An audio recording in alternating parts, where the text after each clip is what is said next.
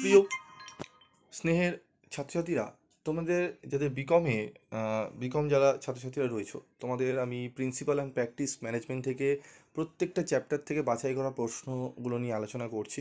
যে প্রশ্নগুলো বলছি সেগুলো যদি করে যাও একদম 100% তোমরা কোশ্চেন কমন পাবে। তো আমরা অলরেডি ফার্স্ট চ্যাপ্টার এবং সেকেন্ড চ্যাপ্টার কভার করে দিয়েছি। আজকে আমরা আলোচনা কভার করব এই ভিডিওতে থার্ড চ্যাপ্টার। তো থার্ড চ্যাপ্টারে রয়েছে আমাদের অর্গানাইজেশন, সংগঠন। ইংলিশ এবং বেঙ্গলি বোথ ভার্সনে তোমরা পাবে। তো দেখে নিই আমাদের কী কী প্রশ্ন পড়লে আমরা 100% কোশ্চেন কমন পাবো। বিগত বছরে কিন্তু 100% কোশ্চেন কিন্তু কমন এসছে।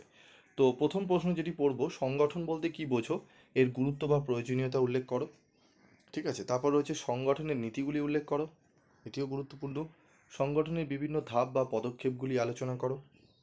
সংগঠন কাঠামোর বিভিন্ন ধরনগুলি সংক্ষেপে আলোচনা করো।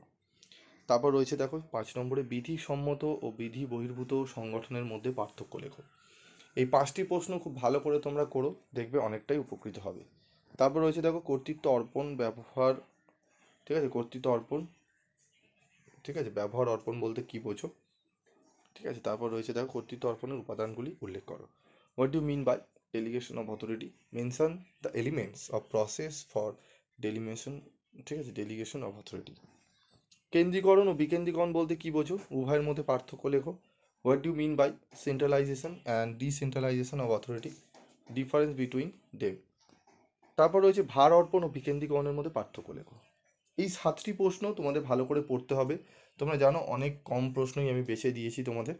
এই প্রশ্নগুলো তোমরা পড়বে, ভার অর্পণ ও বিকেন্দ্রীকরণের মধ্যে পার্থক্য লেখো। এগুলো করলে আশা করি তোমরা 5 নম্বরের একটি প্রশ্ন এবং 10 নম্বরের একটি প্রশ্ন কমন পাবে, এবং এর সাথে 2 মার্কসেরও কোশ্চেন কিন্তু কমন পেয়ে যাবে। তারপর দেখো রয়েছে আরও একটি প্রশ্ন, দুটো। ঠিক আছে, যদি চাও পড়ে নিতে পারো, যেটি এই প্রশ্নটি লাস্টের 9 নম্বর প্রশ্নটি অত্যন্ত গুরুত্বপূর্ণ।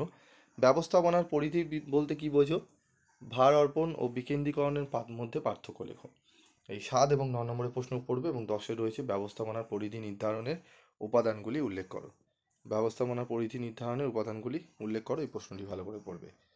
ঠিক আছে, এখান থেকে 10টা প্রশ্ন যদি, যে প্রথম থেকে আমি পড়ে নিয়েছে যারা, একদম এই 10টা প্রশ্নের মধ্যে এর বাইরে প্রশ্ন আসার সম্ভাবনা নেই বললেই চলে। এই 10টা প্রশ্ন পড়ো, একদম তোমরা কমন পাবে। ঠিক আছে, তো এই প্রশ্নগুলো পড়তে থাকো, আমি পরবর্তী চ্যাপ্টারগুলো নিয়েও আমি আলোচনা করব, এবং 2 মার্কসের কোশ্চেন নিয়ে আমি অল চ্যাপ্টার মিলে একটা সাজেশন তোমাদের দিয়ে দিচ্ছি। আজকের মতো ভিডিওটি শেষ করব, দেখা হবে পরবর্তী ভিডিওতে। সকলে ভালো থাকবে, সুস্থ থাকবে।